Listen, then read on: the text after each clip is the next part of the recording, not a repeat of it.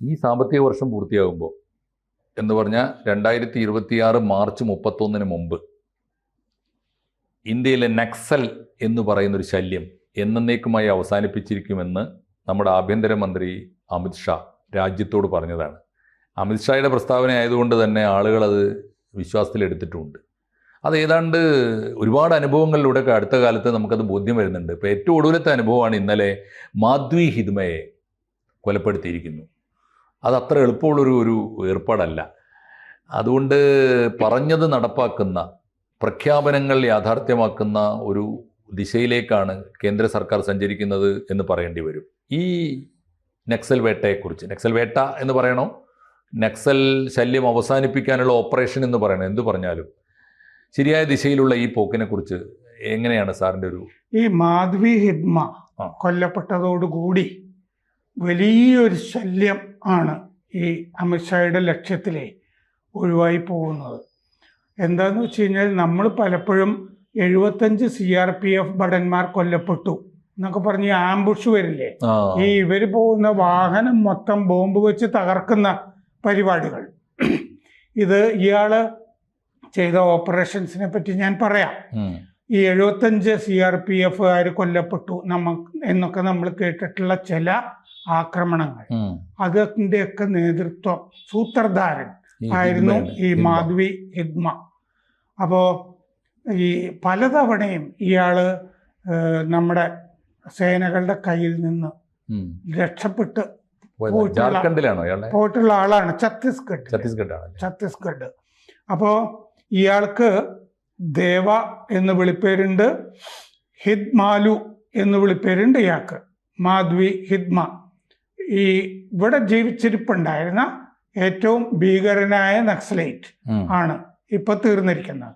ഇയാള് NIAയുടെ പ്രധാനപ്പെട്ട പിടികിട്ടാപ്പുള്ളി, നമ്പർ 1 പിടികിട്ടാപ്പുള്ളി എന്ന് പറയുന്ന ആളാണ്. ഇയാളുടെ തലയ്ക്ക് 1 കോടി രൂപ വിലയിട്ടിരുന്നു. NIAയുടെ മോസ്റ്റ് വാണ്ടഡ് ആയിട്ടുള്ള ആളാണ് ഇയാള്. പീപ്പിൾസ് ലിബറേഷൻ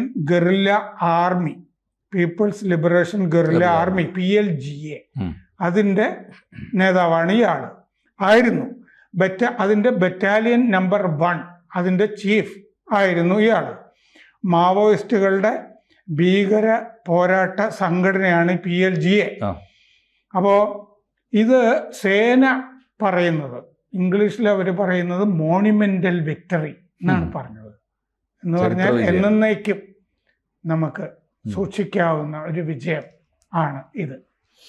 അപ്പോൾ കാട്ടിൽ വെച്ചാണ് കൊന്നിരിക്കുന്നത്. സാധാരണഗതിയിൽ നമ്മൾ ഈ റെഡ് കോറിഡോർ ഒക്കെ പറയുമല്ലോ നക്സലൈറ്റുകളുടെ. റെഡ് കോറിഡോർ എന്ന് പറഞ്ഞാൽ 18 ജില്ലകളാണ്, അതിൽ 7 സംസ്ഥാനങ്ങൾ, അതായത് മധ്യ ഇന്ത്യ, കിഴക്കൻ ഇന്ത്യ, ഇതൊക്കെ. ഈ റെഡ് കോറിഡോറിനെ പറ്റി നമ്മൾ സംസാരിക്കുമ്പോഴൊക്കെ നമ്മൾ ട്രൈ ജംഗ്ഷൻ എന്നുള്ളൊരു പ്രയോഗം കേൾക്കാറുണ്ട്. മുക്കൂട്ട് മുന്നണി എന്ന് പറയാം. 3 സംസ്ഥാനങ്ങളുടെ കൂടിച്ചേർന്ന ഒരു പോയിന്റിലായിരിക്കും ഇവർ സാധാരണഗതിയിൽ പലപ്പോഴും ഉണ്ടാവുക. നമ്മുടെ സൗത്ത് ഇന്ത്യയിലും അങ്ങനെ തന്നെയാണ്. ഏറ്റവും ഒടുവിൽ നക്സലൈറ്റ് ഉണ്ടാവുന്നത് ഇവിടുത്തെ മുക്കൂട്ട് മുന്നണിയിലാണെന്നൊക്കെ ഞാൻ വായിച്ചിട്ടുണ്ട്.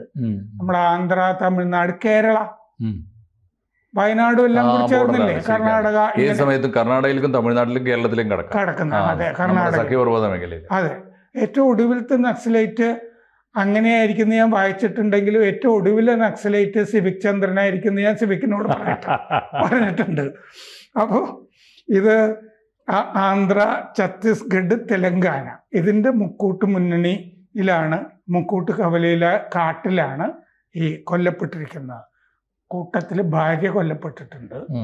ഭാര്യയും നക്സല ആണ്. വേറെയും ആളുകൾ കൊല്ലപ്പെട്ടിട്ടുണ്ട് ഏറ്റുമുട്ടലില്. ഇയാള് 26 ആക്രമണങ്ങൾ നടത്തിയിട്ടുണ്ട് നമ്മുടെ സേനകൾക്കെതിരെ. അത് 4-5 ചെറുതായിട്ട് പറയാം.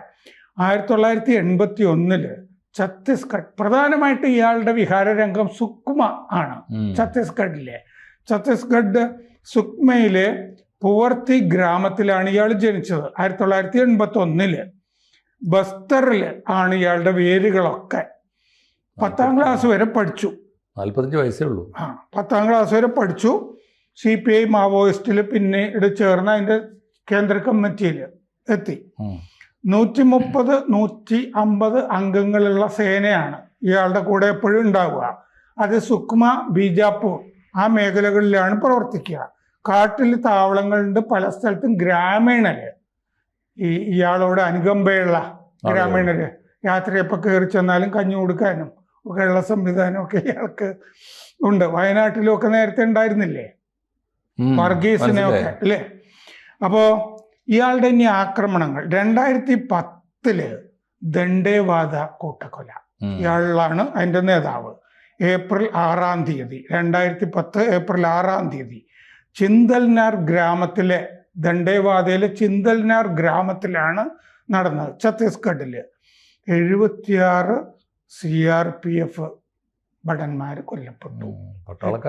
8 നക്സലൈറ്റുകളെ കൊല്ലപ്പെട്ടുള്ളൂ, നമ്മുടെ CRPFകാരാണ്.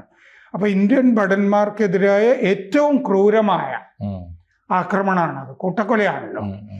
85 CRPF പ്ലസ് പോലീസുകാര് അവിടെ ബസ്തറിൽ അന്ന് ഈ നക്സൽ വേട്ടയ്ക്ക് ഇറങ്ങിയതാണ്. 85 CRPF. ആ 85 CRPFൽ 76 പേരും കൊല്ലപ്പെട്ടു സേനയിൽ. 2013 ദർബവാലിയിൽ മുതിർന്ന കോൺഗ്രസ് നേതാക്കളെ കൊന്നു. 27 കോൺഗ്രസ് നേതാക്കളെയാണ് കൊന്നത്. അവർ പരിവർത്തൻ യാത്ര നടത്തുകയായിരുന്നു. പി ചിദംബരം ആഭ്യന്തരമന്ത്രിയായിരുന്ന കാലത്ത് VC ശുക്ലയില്ലേ, വിദ്യാധരൻ ശുക്ലയുടെ ഒക്കെ നേതൃത്വത്തിൽ പരിവർത്തൻ യാത്ര നടത്തുകയായിരുന്നു. അപ്പോൾ അതിൽ മുൻമന്ത്രി മഹേന്ദ്ര കർമ്മ, ഛത്തീസ്ഗഡ് കോൺഗ്രസ് പ്രസിഡന്റ് നന്ദകുമാർ പട്ടേൽ കൊല്ലപ്പെട്ടവരിൽ പെടും. പരിക്ക് പറ്റിയ വിദ്യാധരൻ ശുക്ല ജൂൺ 11-ാം തീയതി മരിച്ചുപോയി. അപ്പോൾ സുക്മ ജില്ലയിൽ ഈ റെഡ് കോറിഡോർ മേഖലയിൽ തന്നെയാണ് ഇത് ഉണ്ടായത്. അപ്പോൾ ചിദംബരം അന്ന് ഈ നക്സൽ വേട്ടയ്ക്കൊരു പദ്ധതി തയ്യാറാക്കിയിരുന്നു. അപ്പോൾ പക്ഷേ ആ നക്സൽ വേട്ട പദ്ധതിക്കെതിരെ ചിദംബരത്തിൻ്റെ 2 പേര് രംഗത്ത് വന്നു.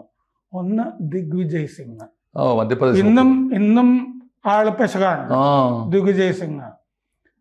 അപ്പോ അയാളുടെ ഒത്താശയോട് കൂടിയാണ് ഇവർക്ക്, അയാളെ അൽഖയ്ദയും ഒക്കെ നല്ല സംഘടനയാന്നൊക്കെ പറയുന്ന ആളല്ലേ. ദിഗ്വിജയ് സിംഗും സോണിയയും ചിദംബരത്തിന്റെ ഈ പദ്ധതിയെ എതിർത്തിരുന്നു. ശരി. അപ്പോ നക്സലുകൾ ഈ കോൺഗ്രസ് പദ്ധതിക്കെതിരെ ബന്ദ് നടത്തിയിരുന്നു ആ മേഖലയിൽ. അത് കഴിഞ്ഞ് കോൺഗ്രസ് പരിവർത്തൻ യാത്ര നടത്തി. 25 വണ്ടി, 200 നേതാക്കൾ.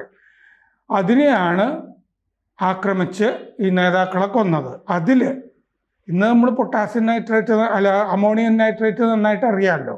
27 മുതൽ 30 കിലോ വരെ അമോണിയം നൈട്രേറ്റ് ആണ് ആ ആക്രമണത്തിൽ നക്സലുകൾ ഉപയോഗിച്ചത് ആ കാലത്ത്. പിന്നെ 2017 സുക്മയിൽ തന്നെ ഇരട്ട ആക്രമണം അർദ്ധ സൈനിക വിഭാഗങ്ങൾക്കെതിരെ, പാരാമിലിറ്ററിക്കെതിരെയാണ്.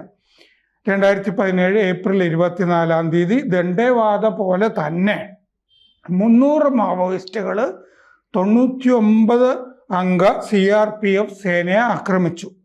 25 ഭടന്മാർ കൊല്ലപ്പെട്ടു. ബുർക്കാപാൽ, ചിന്ത ഗുഫ എന്ന് 2 സ്ഥലത്താണ് ഈ ആക്രമണം അന്ന് നടന്നത്.